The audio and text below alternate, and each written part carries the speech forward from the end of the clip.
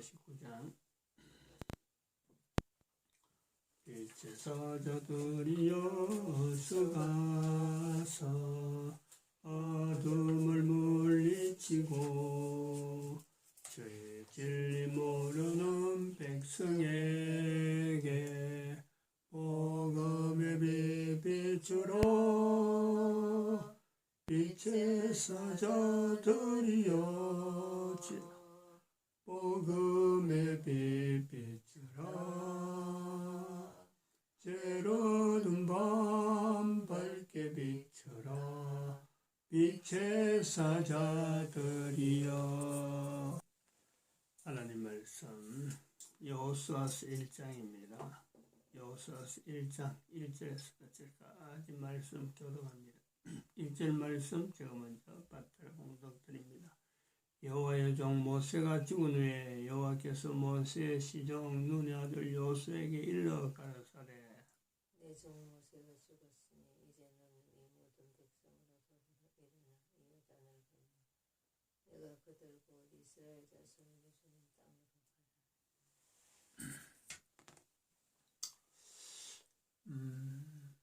2020년 오늘 4월 8일입니다. 4월 8일. 대한민국 망했다. 인류 종말. 대한민국에서 하나님의 말씀이 임했는데 정강훈 목사를 통해서 남기신 하나님의 말씀으로서 대한민국 망했다 하는 이 표현이 있습니다. 그리고 그 표현을 통해서 2012년 인류 종말의 시대라 하는, 이제부터는 대한민국 망했다는 것이 하나님의 말씀이듯이 인류 종말이라고 하는 이 표현이 분명히 이거는 하나님께서 원하시는 표현이다. 그 내용으로 하나님께서 인정하는 사건으로 현재 진행 중인 코로나 사태를 보는 겁니다. 코로나 사태도 그냥 단순하게 하나만 갖고 보는 것이 아니라 여기에 전염병 코로나, 그리고 무지개 코로나, 그리고 또 오존층 코로나, 이 세 가지를 통해서 이게 우리 지금 현재 동시대에 같이 주어지는 하나님의 놀라운 섭리로 바라볼 자는 바라보고 안 볼 자는 전혀 이것이 있는지 없는지는 모르지만은 전 세계 모든 사람들에게 코로나라고 하는 이것 자체, 그리고 이것이 중국에서부터 발생이 되었다 하는 것을 지금 전 세계 국가가요 중국에게 지금 손해배상을 청구하는 사건을 보는 거죠. 어제 어느 나라에서 청구를 했는데 1경 조 단위를 넘어서 중국에 손해배상을 청구하는데 어디 인도는 중국하고 맞붙어 있는데 같은 전 세계 13억, 인도가 13억 인구를 이야기하고 중국이 14억을 이야기합니다. 서로 비슷한 국가인데 인구는 비슷하고 아시아란 말이에요. 그런데 조 단위도 아니고 하여튼 그 손해배상 청구하는데 경단위거든요. 경단위는 미국의 예산을 우리가 한국어로 이야기할 때에 경단위를 이야기합니다. 중국도 아마 경단위 할란지 모르겠어요. 경단위를 쓰는 예산을 이야기할 때 경단위를 할 정도로 천억 단위가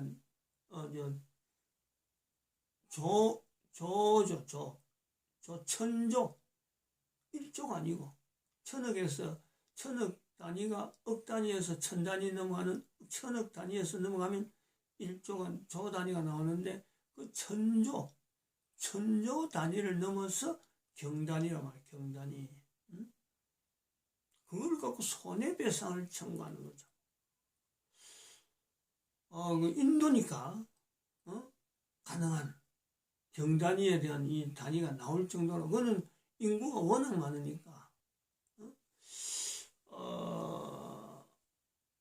참 그래서 지금 코로나라고 하는 건 코로나가 이 내용 때문에 중국에서 나왔다 하는 것을 지금 국제 이제 뭐 여러 가지 어떤 법률 관계를 통해서 국가가 뭐 인도가 그걸 청구할 때 아이고 하면 뭐 주무주고 말면 말고 이런 식으로 했겠어요? 인도하고 중국은 대립되는 국가로서 항상 경쟁되는 그런 위치에 있거든요. 지금도 뭐 늘 중국은 인도를 항상 염두에 두는 그런 어떤 정책을 펼치고 있고, 뭐 그 앞에 저 인도양 그 앞에 그거를 지금 미국은 하나의 거점 아시아를 진출하면서 태평양과 인도양의 이 정책을 병행하는 그런 거 미국이 또 여기 받쳐주고 있는 이런 내용이죠. 또 다른 나라에서도 지금 이 코로나 때문에 중국한테 손해배상을 청구한다. 이거는 굉장히 의미가 있잖아요. 역사적으로 전염병을 놔놓고 그 국가의 발생 국가의 그 손해배상을 청구한다. 이거는 정말 참 아주 특이한 이런 사건이고, 이런 걸 보면서 지금 코로나라고 하는 이 내용은 전 세계가 주목하는 분명한 현재적인 사건이다. 여기에 이런 내용을 가지고 하나 연결해 볼 점은 국가 간의 국가 내 국민들이 다른 나라 국민들에 대해서 특별히 뭐 우리나라 사람 같은 경우는 중국에서 발생되었다 그러면서 또 중국에 대해서 아주 깊게 중국의 도움을 받아야 된다 우리 그런 자세를 가지고 있고, 또 어떤 사람들은 중국을 아주 이게 쌍거리마 무너지려고 하니까 무너져야 되는 그것을 참 기다리는 그런 자세를 가진 국민들도 우리나라 국민들 중에서도 없잖아 있단 말이죠. 뭐 그건 솔직히 저 같은 경우도 그런 입장에서 후자의 경우가 있는데, 아주 그거는 뭐 저는 참 이 중국이 붕괴에 대한 것을 동북아 공존안이라고 하는 내용을 통해서 미리부터 준비해야 된다. 준비해야 하는 그런 견지를 가지고 중국을 평화롭게 붕괴되는데 평화롭게 해야 된다 하고는 바라보고 있는 사람 중에 한 사람이었는데, 이번 코로나를 통해서 저는 아주 치를 뜹니다. 치를 떠요. 중국에 대해서 어떻게 전염병을 이용해가지고 이 다른 나라의 세월호 사건도 내가 아주 그 치를 떠는데 세월호 사건이 중국과 연결되기 때문에도 중국에 대해서 사실은 동북아 공정을 과연 이 사람들한테 적용시켜야 되냐 할 정도로 중국에 대해서 아주 혐오하고 있는데, 코로나 사태를 보면서 정말 중국은 그런 거죠. 정말 중국은 이 땅에서는 두 번 다시 이제는 이름 자체를 남기지 말아야 될 그런 어떤 나라다니. 또 다르게 하면 중국 공산당. 이 공산당 조직 때문에 사실은 뭐 중국 사람 전체가 피해를 보지만은, 이 공산당이라고 하는 것은 대한민국과 연결해갖고는 아주 철저하게 이번에 코로나 사태 이후로 나타난 여러 가지 정황에서 중국 공산당은 지구상에서 다시는 나타나지 말아야 될. 그거는 뭐 우리가 힘을 쓸 수 있는 건 아니고 하나님이 하시는 방법으로 정말 참 정화합니다. 중국 공산당을 중국 사람 자체를 이야기하는 게 아니고 중국 공산당으로 인해서 형성되어진 이 중국이라고 하는 이 내용은 정말 정오예요. 근데 이제 그거는 제 개인적인 그런 취향이고, 대부분 우리 국민들은 뭐 그러한 것에 대한 것보다는 단순히 중국이 좀 너무한다든지 중국과는 그래도 끝까지 가야 되는가 하는 그런 자세를 갖고 있죠. 이 부분에 대해서 우리 국민들, 대한민국 국민들이 다른 나라 국가, 또 다른 나라 국민들, 국가와 국민을 같이 보는 보담도 국민과 국가를 구분해가지고 보려고 하는 이런 자세가 얼마나 있을까? 또 다른 나라의 국가에 대해서 어떻게 인식을 하고 있고 다른 나라 국민들에 대해서는 또한 어떤 인식을 갖고 있느냐. 우리나라에서 볼 때는 뭐 북한, 중국, 그리고 일본, 또 인도, 또한 소련, 조금씩 좀 넓혀가면 그런 어떤 비밀들이 있는데 이런 걸 비교하기 위해서 그럼 다른 나라 국민은 또 다른 나라 국가라든지 다른 나라 국민에 대해서는 어떤 생각을 어떤 자세를 가지고 있는가 하는 거예요. 그 비교를 한번 해보자는 거죠. 그래서 이 대한민국 국민이라고 하는 내라고 하는 내용 혹시 또 다른 사람들이 가지고 있는 우리 대한민국 국민들이 가지고 있는 이런 어떤 자세하고 현재 비교가 되고 또 차이를 가지고 있는 내용에 대해서 이걸 객관화시키는 거예요. 객관화를. 우리나라 국민들이 또 대한민국 국가에 대해서 가지는 이 자세, 대한민국 국민들에서 대한민국 국가라고 하는 이 내용을 두고 가지고 있는 자세, 그것을 우리는 1950년 6.25 사변, 즉 공산주의하고 싸운 이 어떤 우리나라 이력 가지고 있는 데서 연대를 기준해가지고 1950년을 기준해서 지금 중국의 코로나라고 하는 이 사태하고 같이 연결돼서 중국 공산당이 지금 이런 짓을 저질렀는데 대한민국은 6.25 사변을 통해서 전 세계로 퍼지려고 하는 이 공산주의를 막아낸 이 국가적인 역사를 가지고 있는 이 연대를 기준해서 1950년대의 대한민국 국민들은 국가에 대해서 어떤 자세를 가지고 있는데 또 1950년에서 한 30년 더 당겨가면 1919년에서 대한민국 국민들이 국가에 대한 자세가 어땠으며 또 1950년에서 30년 후로 해서 1980년대 대한민국 국민들의 국가에 대한 자세는 어떠하고 그리고 1980년에서 30년 지난 2012년이죠. 그래서 2012년이 되는데 이 당시에 대한민국 국민들, 지금하고 한 10년 차이 정도 나는 대한민국 국민들이 국가에 대한 자세가 어땠을까? 이런 비교.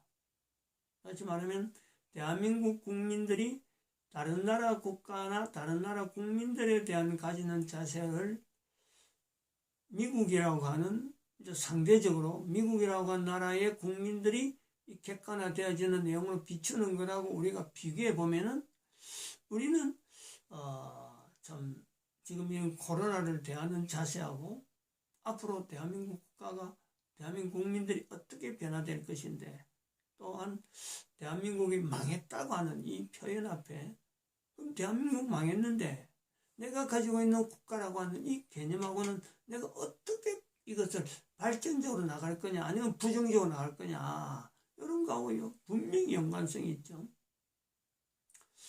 그래서 일단 국가라고 하는 이 개념을 한번 생각하는 다른 나라 국민들하고 국민들이 가지고 있는 자세하고 우리 국민이 가지고 있는 자세에 대한 이거를 일단 객관적인 한 자세를 가지고 한번 비교를 해보면서 한번 접근해 보겠다는 거죠.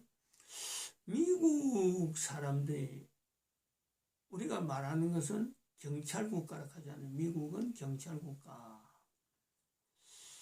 그리고 그렇다면은 미국이라고 하는 나라가 그냥 뭐 국가 정책이 그냥 뭐 참 각 나라 다니면서 뭐 불이한 거에 대한 거는 전쟁을 일으키더라도 그 불이할 수 있는 요소를 제거하는 그래서 전 세계 사람들에게 신뢰를 이 경찰 국가의 기능을 제대로 하고 있다. 이게 국가가 밖으로 나르는 정책만 있어서 그게 가능한가? 미국 국민들은 다른 나라에 대해서 우리가 일반적으로 대한민국 사람들이 생각하듯이 생각하는 자세로 있는데 단순히 국가 정책만 그래서 경찰 국가가 들릴까?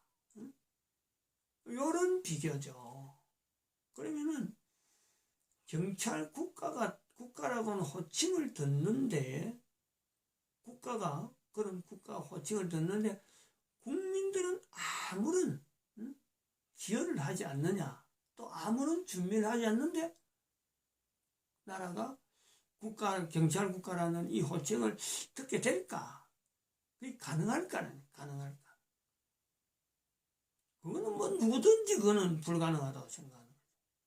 결국 그 국민이 있어야 국가가 되는데 국민들은 경찰 국가라 생각하지 않는데 자기 나라를 경찰 국가라 하는데 국가가 경찰 국가라는 이름을 들고 있다고 해서 그건 뭐 누가 봐도 그렇지 않잖아요. 예를 들면은 옛날에 영국이 뭐 태양이 지지 않는 나라 하는 이 호칭이 붙었다.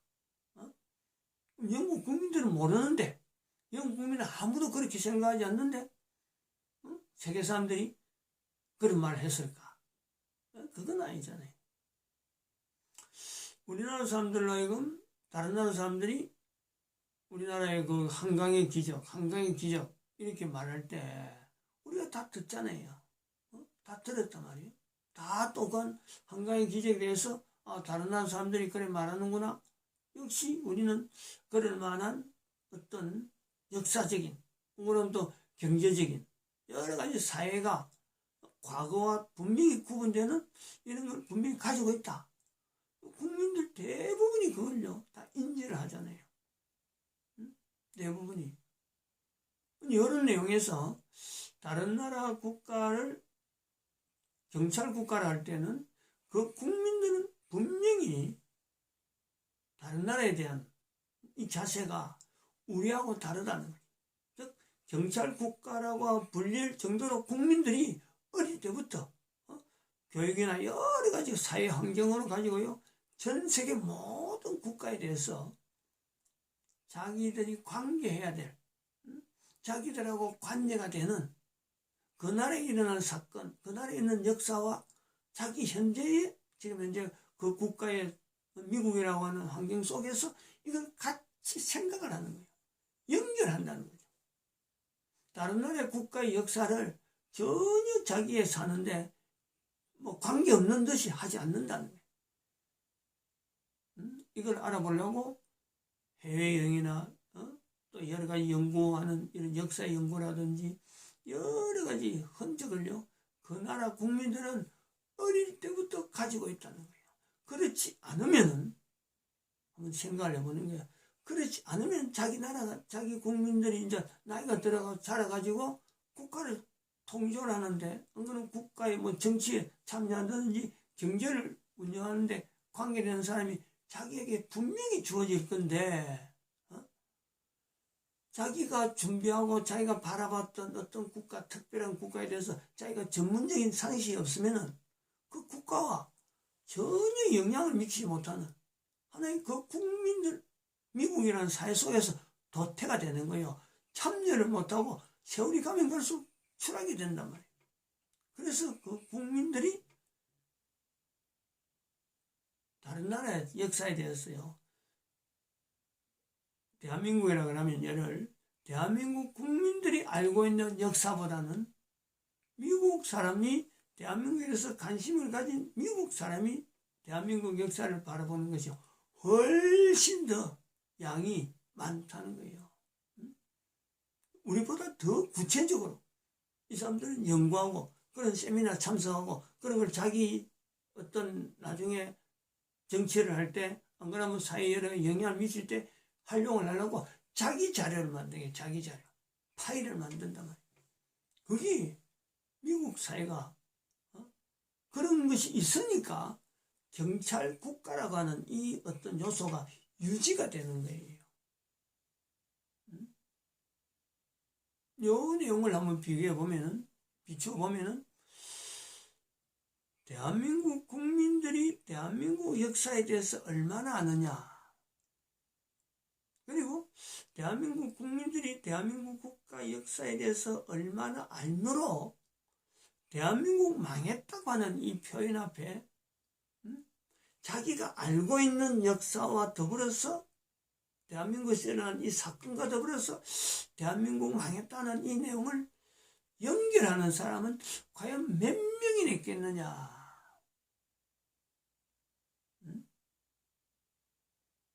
대한민국 국가에 대한 어떤 역사를 자기 나름대로 붙잡고 있는데 거기서 대한민국 망했다라고 하는 이 표현이 들려질 적에 반응하는 그 사람들, 반응하는 사람들이라 있다면은 그는 분명히 대한민국 역사 중에 어느 한 부분은요 자기의 삶을 통해서 나름대로 그 어떤 자기의 방향에 지금 비춰보고 있는, 즉 대한민국 망했다는 이 표현이 들려질 적에 하나님 말씀이다 아니다 한 요 두 분은 따로 빼놓고라도 대한민국이 망했다는 걸 통해서 자기가 대한민국 역사에 대해서 가지고 있던 그 내용과 더불어서 대한민국 망했다는 이 소리를 연결하면은 이 표현을 갖다 대면요 분명히 어느 누구든지요 반응을 할 수밖에 없어요. 예를 들면은 미국 사람이 대한민국 국가 역사에 대해서 어떤 방향을 갖고 연구를 하고 있는데 대한민국 망했다는 것이 대한민국의 목사를 통해서 나타났다. 그 사람은 반드시 이 내용을요 체크합니다. 누구를 통해서 나타났고 어떤 일이 있고 주변에 어떤 환경이 됐고 이걸 파일화가 만든단 말이죠. 그래서 과연 이 말하고 이 표현하고 대한민국 역사를 자기가 대한민국에 접근할 때 어떤 환경으로 변화될까 하는 관점이 있단 말이죠. 이제 대한민국 국민들은 대한민국이라고 하는 단어가 들어가 있는 하나님의 말씀으로서 망했다 했는데도 불구하고 대한민국 국민들은요 전혀 이거는 자기하고 관계없는 듯이 있는 이런 국민들이 전혀 대한민국 망했다는 거, 자기가 어떻게 이 대한민국 망했다는 때문에 내가 어떤 행동을 해야 된다는 것을 받아들인 사람이요 제가 생각할 때는 그렇습니다. 뭐 우리가 정규문포를 인용 안 할 수가 없습니다. 이런 삼시금화 범위 안에 있는 사람은 아무도 이걸요 대한민국 망했다는 걸 통해서요 이걸 받아들이지 않는, 자기의 삶하고 연결하지 않는 그 환경이 우리나라에 분명히 있다. 마치 그 정광훈 목사가 저 표현을 할 때 대한민국 국민들 대부분이 문재인에 대해서 가지고 있는 자세가 문재인이 그냥 일반 대통령처럼 박근혜 대통령에서 문재인 대통령을 연결하는 대한민국의 하나의 걸어가는 과정에서 좀 필요한 대한민국 국민들은 그죠 필요한 대통령 그걸 문재인 자리로 하고 있는데 정광훈 목사가 나서면서 문재인은 대한민국을 망하게 하는 대통령이다. 그래서 문재인은 하야해라 하는 구호를 통해서 그것이 한 5개월 동안 진행되어지면서 2019년 10월 3일부터 2020년 2월 20일까지라 할 수 있는 5개월 이 동안에 참으로 혼을 다해서 대한민국 망했다는 알리니까 비로소 국민들이요 아까 말했지만 정규문포 삼시금화 밖에 있는 그 국민들이 그러한 정도로 문제에 대해서 몰랐던 관심 없었던 사람들이 문재인이가 그럴 수가 있겠다. 그래서 정광훈 목사가 하는 이야기가 60대 40이라잖아요. 60대 40. 그게 정규문포에 나오는 거죠. 1시그마 범위 안에 있는 국민들이 비로소 문재인을 이거는 도무지 놔둬서는 안 되는 그런 대통령이다 인식시켰다는 거예요. 인식을. 그거하고 비교해서 대한민국 망했다는 것을 저는 지금 이야기하는 거예요. 대한민국 망했다를 통해서 대한민국 국민들이 어떻게 받으리냐. 이거는 삼시그마 밖이라는 거예요. 삼시그마. 정규문포에 삼시그마 밖에. 삼시그마 밖에서도 굉장히 드문 2분의 1 정도로 그건 이제 정규문포 양쪽이죠. 갈라지는. 그럼 삼시그마 아니라 하면은 99.5% 되고 삼시그마 밖에는 0.5%입니다. 0.5%의 절반, 0.25%. 대한민국의 0.25%만 사실은 대한민국 망했다를 통해서 자기가 알고 있는 대한민국 역사에 비교만 돼도요. 하나님께서 대한민국을요. 이렇게 안 만듭니다. 0.25%만 해도 그렇다는 거예요. 그런데 제가 염두에 두는 것은 0.25%의 삼시그마 밖 아니면 0.5%의 삼시그마 밖 그럼 뭐 0.5에 삼시그마 밖이면 0.5에 또 0.5를 하면은 0.00 0.025죠. 0.025 하여튼 엄청나게 작아요. 엄청나게 뭐 거의 없어요. 거의. 지금 현재 제가 지금 여기서 외치는 이 대한민국 망했다는 것을 현 시대에 외치는데도 불구하고 현재의 정황이 이러한데 그러니까 하나님께서 코로나를 통해서요 하나님이 하시는 일로 지금 보여준다는 거예요. 그러니까 정강훈 목사가 감옥에 갈 수밖에 없고 그러니까 박근혜 전 대통령이 감옥에 갈 수밖에 없는 대한민국의 상황입니다. 다른 나라 국가에 대해서 대한민국 사람이 어디에 관심을 가지겠어요? 중국이 망하면 뭐 망하는 갑다. 일본이 뭐 좀 물속에 들어가면 물속에 들어가는 갑다. 들으면 마치 뭔가 함이 들었다. 나는 그런 거 한번 들은 적 있다. 이 정도지. 그걸 갖고 내가 그럼 어떻게 해야지? 이런 거는요 생각지도 않는 거예요. 그런 나라는 망해야 되는 나라가 분명하죠. 그런 국민들로 형성되는 나라는요 망해야 되는 게 당연합니다. 다른 나라와 같이 있으면서 다른 나라에 영향이 됐어요. 전혀 자기 삶하고 연결하지 않는 그런 국민들은 그런 국가에라고 하는 그 국민들은요 당연히 망해야 되죠. 그러나 다행스럽게 대한민국 망했다는 이것이 하나님의 말씀이기 때문에 하나님이 지목한 대한민국이기 때문에 여기는 또 다른 반전이 있다. 요걸로 우리는 하나의 기대를 할 수밖에 없다 이래 봅니다. 맞죠?